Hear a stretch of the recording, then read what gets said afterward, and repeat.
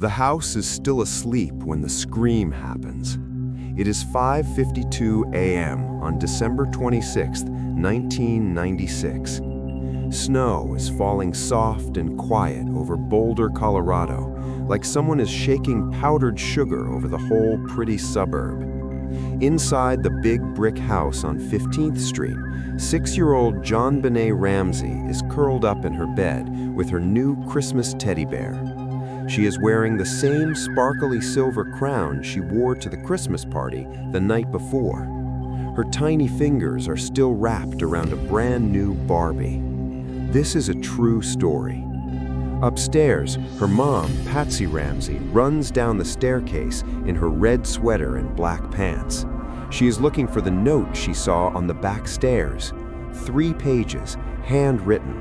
It starts with the words, "Listen carefully," and ends with, "Don't grow a brain, John."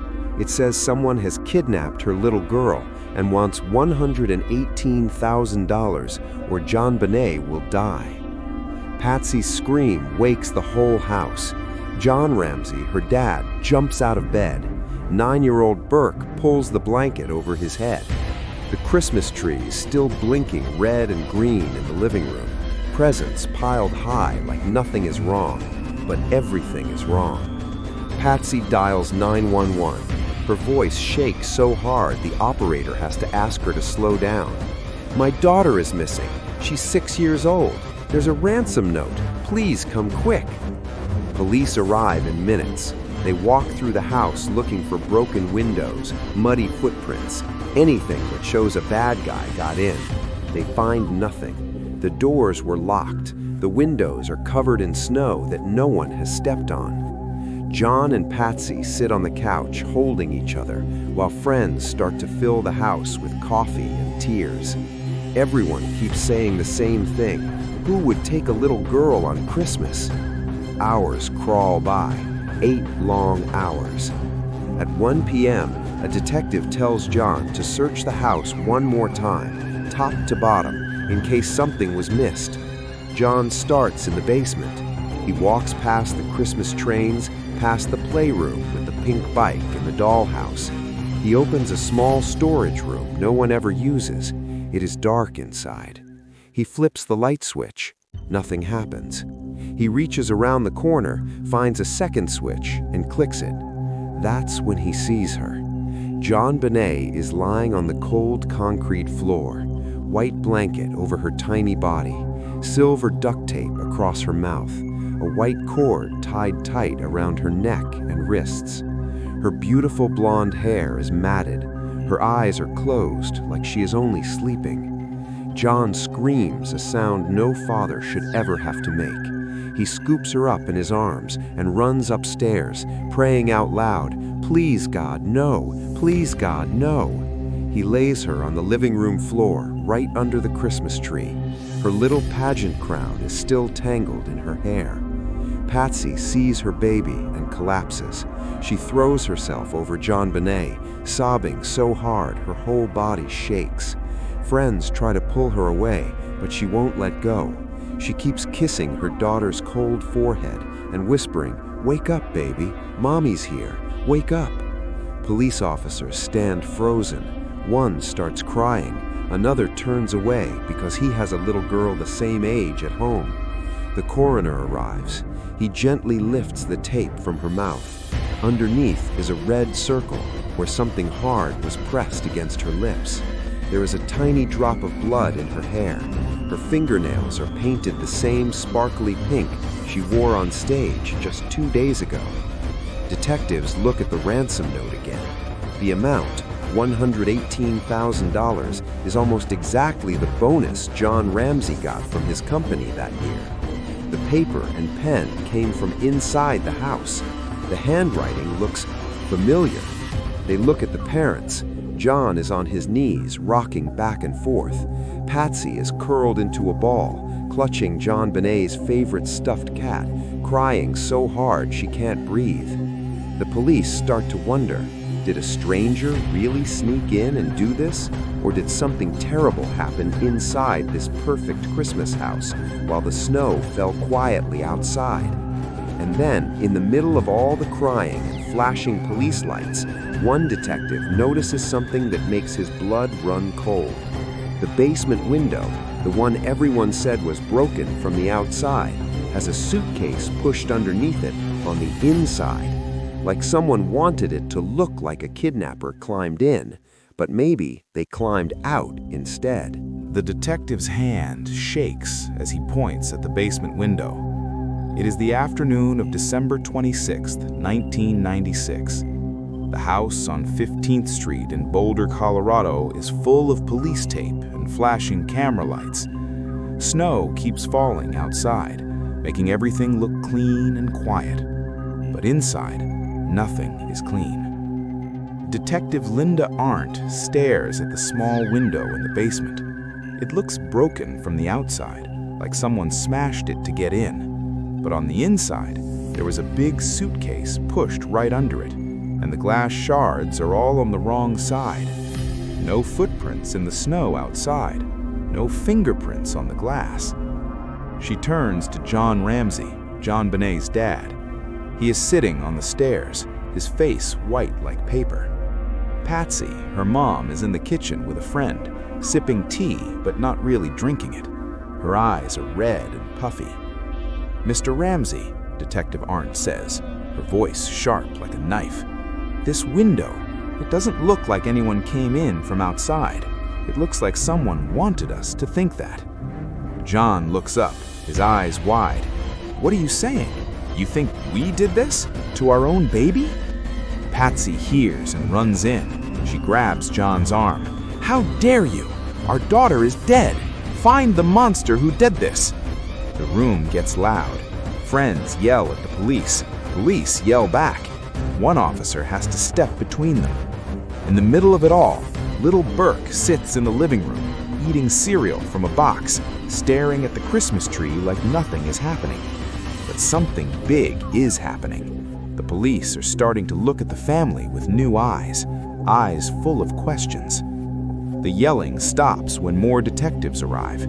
They take John and Patsy to separate rooms. They ask questions for hours. Where were you last night? What did JonBenet eat for dinner? Who has keys to the house? John tells them everything. He is a rich businessman. His company makes computers. He loves his family. Patsy was a beauty queen once. She teaches JonBenet to smile big and twirl on stage. Burke is a quiet boy who likes building models. They say Christmas Day was perfect. Church in the morning, presents under the tree. JonBenet got a new bike. She rode it around the block in the snow, laughing so hard her cheeks turned pink. That night, they went to a friend's party. JonBenet fell asleep in the car on the way home. John carried her upstairs and tucked her in. Patsy nods. She was my little angel, always smiling.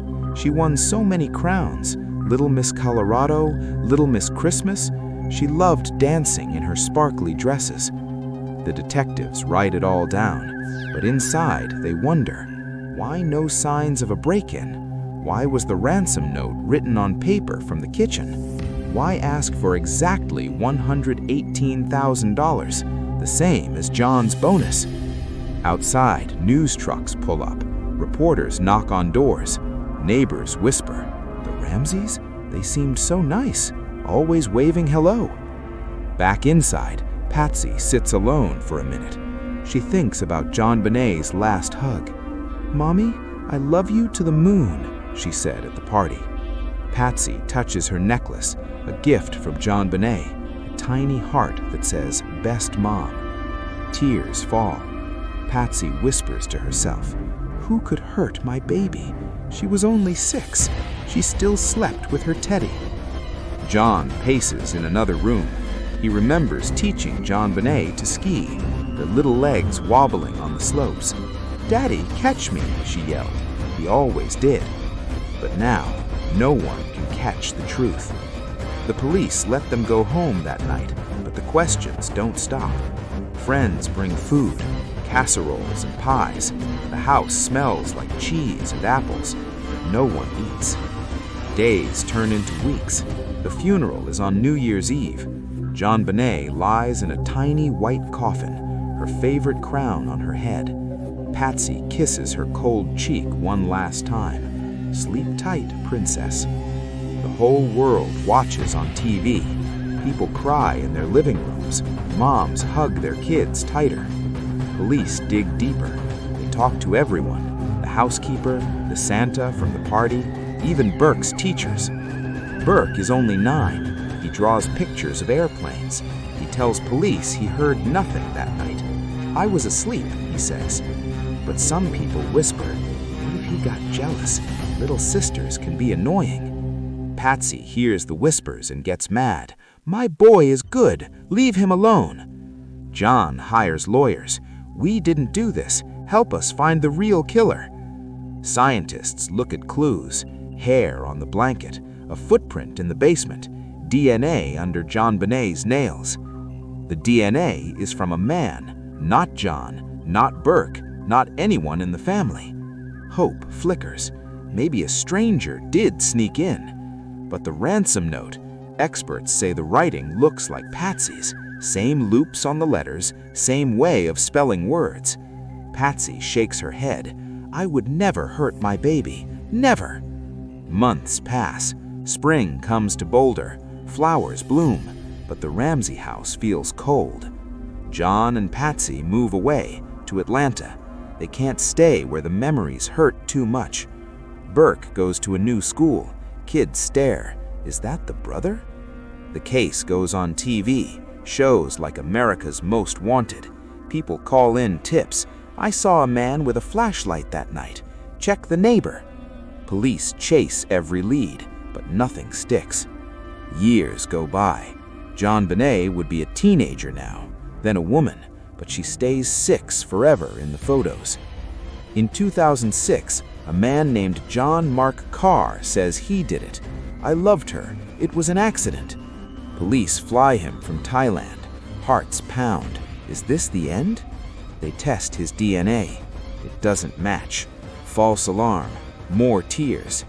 In 2008, new DNA tests. Touch DNA. It clears the whole family. Not them, the district attorney says. Patsy is already gone. She died of cancer in 2006. She never heard the words, "You're innocent." John cries alone. The case goes cold, but not for the family. In 2016, 20 years later, more tests, genetic genealogy, like finding lost cousins on Ancestry.com. Hope again, but nothing. Now, in 2025, John is old. His hair is white. He still fights. He offers $1 million for new DNA tests. "Please," he begs the police, "let science find the truth." The police say no. We have our ways. John sits in his quiet house. He looks at old videos. JonBenét dancing, smiling. "Who are you?" he whispers to the killer. "Why her?" And then one day in late 2025, a phone rings. It's the Boulder Police. "We found something new," they say, "a match in the DNA database." John's heart stops, but the name they say next changes everything. John Ramsey's hand shakes as he holds the phone. It is December 12, 2025, almost 29 years since that terrible Christmas. John is sitting in his quiet kitchen in Utah. The snow outside looks just like the snow in Boulder that day. He is 82 now, but his eyes are still sharp. He keeps JonBenét's picture on his phone lock screen. Every time he wakes up, he sees her smile. It hurts, but it also keeps him going. The phone rings. It's the Boulder Police Chief, Stephen Redfern. John has met him many times this year, begged him for help. "Test the DNA again," John always says. "Use the new machines. Find my girl's killer." Chief Redfern's voice is calm but excited. "John, we have a match in the database." John's heart thumps like a drum. He grabs the table. "A match? To who?" "Not a name yet, but it's strong. From the touch DNA on her clothes and the cord. We used genetic genealogy. You know, like those family tree shows on TV. John nods, even though no one can see. He has pushed for this for years, science that can find relatives from tiny bits of skin or hair. Tell me more, please. The chief pauses. It's linking to a man, mid-40s now, lived near Boulder in 1996, worked as a delivery driver. We're pulling his records. But John, there's more. He has a brother, and that brother, he was at your Christmas party that year. John freezes. The room spins. The Christmas party? The one with Santa and cookies? Where JonBenét twirled in her white dress and everyone clapped? This is real, not a dream, not a nightmare, but it feels like both. John hangs up and sits still for a long time. He thinks back to that night, the happy one, before everything broke. It was December 25th, 1996. The Ramsey house smelled like pine tree and sugar cookies. Patsy had baked 3 kinds, chocolate chip, gingerbread, and snowman shapes for the kids. JonBenét helped, standing on a stool, her little tongue out as she pressed the cutters down. "Mommy, this one looks like me," she giggled, holding up a star cookie with pink sprinkles. John came home from work early. He worked at Axis Graphics, a big computer company. He was good at it, made lots of money, but the best part was coming home to his family. He scooped JonBenét up and spun her around. "Merry Christmas, princess. What do you want from Santa?" She whispered in his ear, "A baby brother or a pony." They both laughed. Burke, her big brother, rolled his eyes from the couch. He was 9, building a Lego castle. "Girls are silly," he said, but he smiled. Patsy was in the kitchen, wrapping last-minute gifts. She was beautiful, with red hair and a big laugh. Once a Miss West Virginia, now a mom who drove carpool and planned pageants. "John, help me tie this bow. It's for Burke's train set." They all got ready for the party at their friend's house, the McReynolds. Santa was coming there. JonBenét put on her fancy outfit, a white sweater with a big bow, tights, and shiny black shoes. She practiced her curtsy in the mirror. "Watch me, Daddy, I'm a star." The drive was short. Snow flurried on the windshield. Carols played on the radio. Jingle bells made everyone sing along. At the party, the house was warm and full of people. Neighbors, friends from church, even some from John's work. Santa arrived with a bag of treats. JonBenét sat on his lap first. "What's your name, little elf?" Santa asked, his voice deep and jolly. "JonBenét Patricia Ramsey, but you can call me Jelly Bean." She batted her eyelashes. Everyone chuckled. She was a natural, won hearts without trying. John watched from across the room, sipping eggnog. He felt proud. Life was good. His kids were healthy. Patsy was happy. Christmas was magic. But now, in 2025, that memory feels poisoned. The chief said a brother from the party. Who? John tries to remember faces.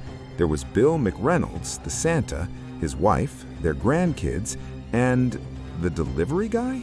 No. John calls his son, John Andrew, Burke's half-brother, lives in Michigan. "Dad, you okay? It's late." John tells him everything. The match, the party. John Andrew gasps. "The party? Dad, remember that guy? The one who fixed the lights? He had a brother who came late." Creepy smile, stared at JonBenét too long. John's stomach twists. He hangs up and paces. He pulls out old photo albums, flips through Christmas pictures. There, fuzzy in the back, 2 men, one tall, one short, smiling, but their eyes, empty. He can't sleep. Dreams mix with memories. JonBenét laughing, then crying, then silent. Morning comes. John drives to Boulder. The old house is still there, sold years ago, new family, but he parks outside anyway, touches the brick wall. "I'm close, baby. Daddy's close." He meets the chief at the station. It's a small, quiet place. No TV cameras this time, just maps and files. Chief Redfern shakes his hand. "John, sit. The man's name is Michael Hale, 48 now. His brother, David, was 25 then. David worked for a lighting company, came to the party to fix a string of lights on the tree. Michael was the delivery driver we flagged. He dropped off Patsy's pageant stuff that week. John leans forward, and the DNA matches Michael's profile, 99.9% from the Garrett cord and a partial from the tape on her mouth. We think Michael was there that night, slipped in after everyone left, maybe watched the house for days. John's throat tightens. Why? Why my little girl? The chief sighs. We're digging. Michael has a record, Peeping Tom in the 90s, never violent. But his brother David, he confessed to a friend in 2005, said he helped with a job in Boulder, bragged about a pretty doll. We have the letters. John covers his face. Tears come hot and fast. All these years, chasing shadows, accused by the world, and it was someone from that happy night? They show him the file, photos of Michael. Gray hair now, lives in a trailer in Wyoming, alone. Brother David died in a car crash in 2012, but before he died, he wrote a note, tucked in a Bible.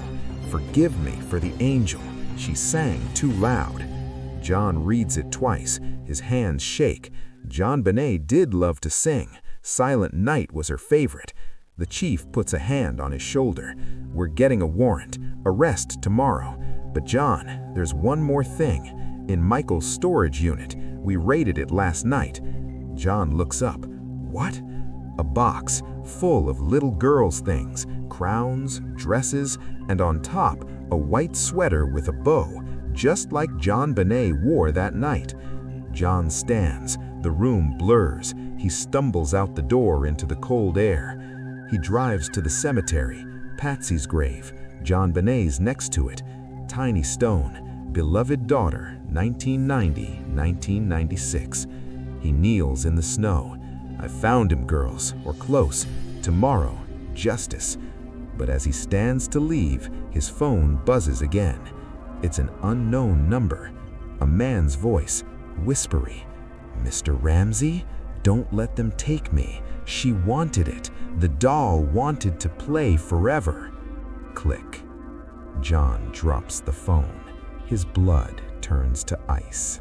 The phone is still warm in John Ramsey's hand when the screen goes black. It is December 13, 2025. The snow is falling harder now, thick and silent, like it is trying to bury the whole world. John stands alone in the cemetery, staring at the two graves. Patsy, JonBenét, his girls. That whisper is still in his ears. She wanted it. The doll wanted to play forever. John's knees buckle. He falls into the snow and screams, a raw, broken sound that scares the crows from the trees. This is a true story, and it is almost over. 2 miles away, in a rundown trailer park outside Cheyenne, Wyoming, Michael Hale is packing a bag, fast. He throws in clothes, cash, a gun. His hands shake. He keeps looking out the window like he expects headlights any second. He knows they found the box, the crowns, the dresses, the white sweater with the bow. He kept that sweater for 29 years. Sometimes he would take it out at night and just hold it, smell the faint perfume Patsy used to wear. Hear JonBenét's tiny voice singing Silent Night in his head. He never meant to hurt her. That's what he tells himself. Back in Boulder, John is in the police station again. The room is full of detectives, coffee cups, maps, photos of Michael Hale at 19, at 30, at 48. Same cold eyes in every picture. Chief Redfern plays the call on speaker. Everyone hears the whisper. She wanted it. John's face goes white. That's him. That's the voice from my nightmares. They track the call. Burner phone. Bought with cash 2 days ago. But Michael made one mistake. He turned his real phone on for 30 seconds to check messages. Just long enough. SWAT teams roll out. 4 black SUVs tear north on I-25, sirens off, lights flashing under the snow. Inside the lead car, John rides with the chief. He begged to come. "I have to see his face," he says. "I have to know why." The trailer park appears through the blizzard. Mobile homes in rows, Christmas lights blinking on some porches like nothing evil ever happens here. Michael sees the headlights. He runs to the back door, trips over a box of old pageant tapes, videos he stole from storage unit years ago. JonBenét twirling, smiling, waving at the camera. He grabs the gun, cocks it. SWAT surrounds the trailer. "Michael Hale, come out with your hands up." Silence. And a single gunshot inside. The door explodes open. Officers rush in. Michael is on the floor. Blood pooling over his head. Gun still in his hand. Breathing, shallow, gurgling. John pushes past the officers. He has to see. Michael's eyes find John. They are wide, scared, like a child caught doing something terrible. John asks, "Why?" he whispers. "She was 6. Why my little girl?" Michael coughs blood. His voice is weak, but the words come out clear. "I watched her at the party. She looked like an angel. Just wanted to keep her forever." John's tears fall on Michael's face. Waited till the lights went out. The basement window. I broke it weeks before. Planned it. When I carried her down, she woke up. She looked at me and said, "Are you Santa?" He smiles, a sick, broken smile. I told her yes. Then I made her quiet. John's knees buckle. He falls into the snow and screams, a raw, broken sound that scares the crows from the trees. This is a true story, and it is almost over. 3 months later, March 2026, John Ramsey stands in the Boulder courthouse. The district attorney reads the final report. Michael Hale acted alone. DNA match, 100%. Confession recovered from a hidden recording on his phone. He recorded everything that night, thinking he would listen to it forever. The tape is too horrible to play in public, but John heard it once. He will never unhear his daughter's tiny voice saying, "Please, mister, I want my mommy." He asked them to destroy it after he listened. Outside the courthouse, reporters shout questions. John ignores them. He walks to his car, opens the trunk, takes out a small white box. Inside is the silver crown JonBenét wore that Christmas. He drives to the cemetery. The snow has melted. Spring flowers are starting to push through the dirt. He kneels between the 2 graves. "Hi, Princess," he says. "Hi, Patsy." He places the crown on JonBenét's stone. Daddy kept his promise. The monster is gone. He sits there a long time, talks to them like they're right beside him. When the sun starts to set, he stands up. For the first time in 29 years, his shoulders feel a little lighter. He looks up at the sky. It is pink and gold. He whispers, "I love you both to the moon," and back. Then he walks away. The little girl who danced under Christmas lights finally gets to rest. And somewhere, very far away, a tiny voice sings "Silent Night" one last time. Only this time, no one will ever hurt her again.